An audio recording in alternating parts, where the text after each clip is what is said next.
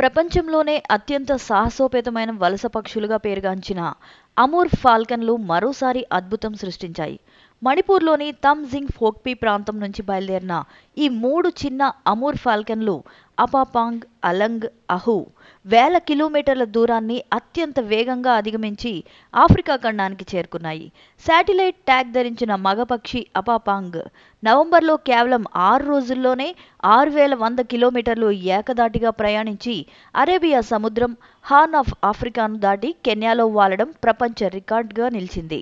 ఆడపక్షి అలంగ్ తెలంగాణ, మహారాష్ట్రల్లో స్వల్ప విరామం తీసుకొని 5600 కిలోమీటర్లు ప్రయాణించగా, అహు ఎరుపు ట్యాగ్ బంగ్లాదేశ్ మీదుగా 5100 కిలోమీటర్లు సాగి సోమాలియా చేరింది.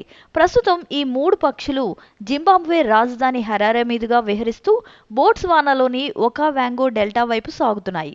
Wild life institute of India శాస్త్రవేత్త సురేష్ కుమార్, ఐఏఎస్ అధికారిని సుప్రియా సాహు నిరంతరం పర్యవేక్షిస్తున్న ఈ ప్రయాణం ఖండాంతర వలస మార్గాల పరిరక్షణ ఎంత ముఖ్యమో గుర్తు చేస్తుంది.